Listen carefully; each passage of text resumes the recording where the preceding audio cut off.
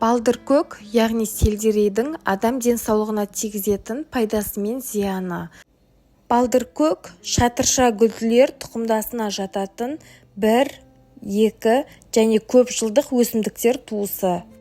Оның 20-ға жуық түрлері Европа, Азия, Африка, Америка, Австралияда таралған. Теңіздер мен өзендердің жағалауларындағы ылғалды топырақтарда өседі. Балдыркөк, яғни сельдерей, тамырында, жапырақтары да тұтынуға жарамды өсімдік. Құрамындағы А, В, П, С және К дәрумендерімен темір, калий, кальций, магний, фосфор минералдары арқылы денсаулыққа өте пайдалы. Сондай-ақ бұл өсімдік қышқылдар мен эфир майларын қамтиды. Бұлар арқылы стресс пен жүйке күйзелісін басуға септігін тигізеді. Зәр жүргізуге, қант деңгейі мен қан қысымын реттеуге көмекші әсері бар. Балдыркөкті әсіресе қыс мезгілінде көбірек тұтынуға кеңес беріледі. Сельдерейдің пайдасы өте көп. Атап айтатын болсақ, ол ағзаны клеткалық деңгейде ынталандырады. Клеткаларды минералды тұздармен нәрлендіреді. Бауыр мен өтті нығайтады. Бүйрек үсті бездерін қалыпқа келтіреді. Әйелдерде шаш, либидо, репродуктивті денсаулық мәселелеріне ем. Бауыр, көкбауыр мен ішектердегі токсиндерді сыртқа алып шығады. Өт қабындағы тастарды біртіндеп ерітіп, токсинді шөгінділерден де тазартады. Шөгінді дегеніміз не дейтін болсаңыз, мысалы пестицидтер, мұнай өнімдері, ауыр металдар, ароматизаторлар, консерванттар, вирусты және бактериалды қоқыстар және тағы басқалар. Бүйрек пен зәр шығару жолдарындағы түрлі тастар, құмдар мен оксалаттарды ерітіп, ақырын сыртқа шығарады. Сельдерей бактериялар мен вирустардың қас жауы, псориаз, экзема, акне, дерматит сынды ауруларға ем. Тұзды қышқылдың көлемі мен концентрациясын қалыпқа келтіреді. Нәтижесінде сіздің ас қорыту процесіңіз мінсіз өтетін болады. Сельдерейді балғын күйінде жеу кезінде жұтпас бұрын әбден аузыңызды шайқасаңыз, тісіңізді де ағартады. Нейрондар мен нейротрансмиттерді қалыпқа келтіріп, тазалау жұмыстарын атқарады. Сол кезде сіздің есте сақтау қабілетіңіз артып, миыңыздың жұмыс жасау қабілеті артады. Сондай-ақ сельдерейді тұрақты түрде тұтыну арқылы қартаюдың алдын алуға болады. Және сельдерей ішектерді тазартады, бауыр бүйректі тазалайды, бетіңізді тазартады, иммунитетіңізді көтереді. Артық салмақтан арылтып, калий, кальций, магний және де темір сынды элементтердің ағзадағы жетіспеушілігінің алдын алады. Сондай-ақ ішті жүргізетін қасиеті де бар. Балдыркөктің 100 граммында 8 миллиграмм С дәрумені бар.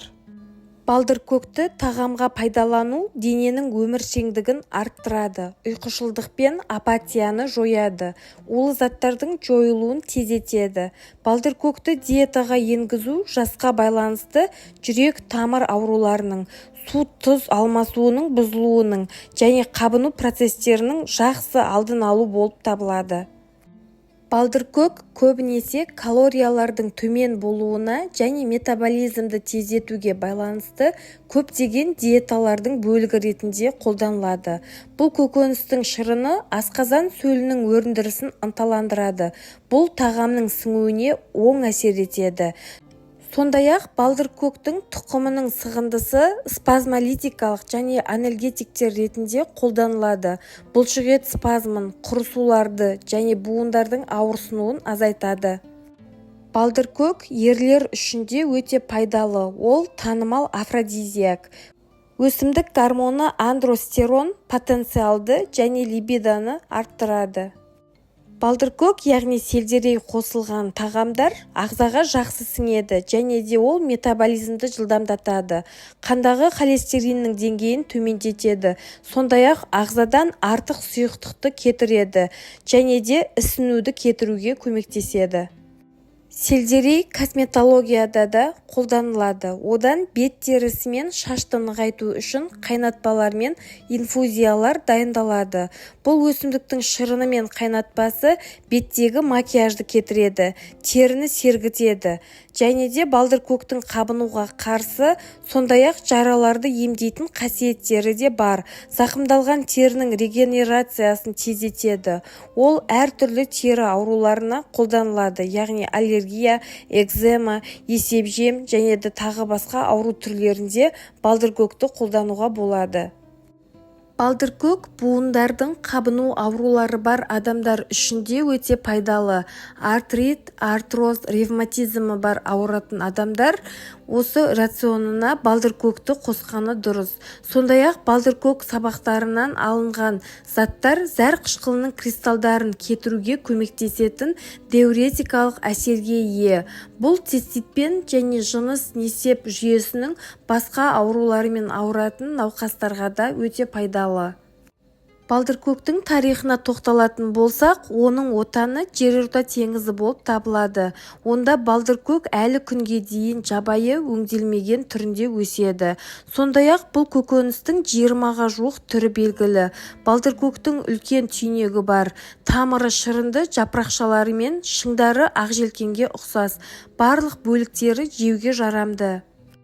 Балдыркөк ежелгі Грецияда қолданылған. Ежелгі гректер зұлым рухтардан қорғану үшін тұрғын үйлерді балдыркөктермен безендірген. Сондай-ақ жеңімпаздарға балдыркөктің гүл шоқтарын беретін болған. Балдыркөк сәттілік әкеледі деп сенген және жиі сарымсақпен, пиязбен жұптастырылған. Бастапқыда ол дәрілік өсімдік ретінде қолданылған. Тек 17 ғасырда ғана оны жей бастады. Балдыркөк Америкаға 19 ғасырда келіп өсіріле бастады. Балдыркөктің өзінің жартылай ресми астанасы бар, яғни ол Колорадо штатындағы Арвада қаласы. Ол қаланы әлемнің сельдерей астанасы деп атайды. Ал енді осы балдыркөктің зиянына тоқталатын болсақ, негізгі қарсы көрсеткіші жүктілік және лактация, яғни емшек сүтімен емізу кезінде. Ең аз мөлшерде балдыркөк қауіпті емес, бірақ оны пайдалануды шектеу маңызды. Балдыркөк тұқымында жатырдың жиырылуын тудыратын және түсік түсіру қаупі бар заттар бар. Балдыркөктің сабақтарында, түйнектерінде және жапырақтарында кездесетін апиалес заты да жатырдың жиырылуын тудырады және қан кетуді тудыруы мүмкін. Сондықтан менструация кезінде балдыркөк жеуге болмайды. Оның шикі түрінде асқазан ішек аурулары бар адамдар үшін өсімдіктің ешқандай бөлігін жеуге болмайды. Көкөністі термиялық өңдеуге ұшыратқан дұрыс. Ақпарат сіздерге пайдалы болды деген ойдамын. Каналыма тіркеле кетуді және осы видеоны жақындарыңызбен бөлісуді ұмытпаңыздар. Дендеріңіз сау болсын.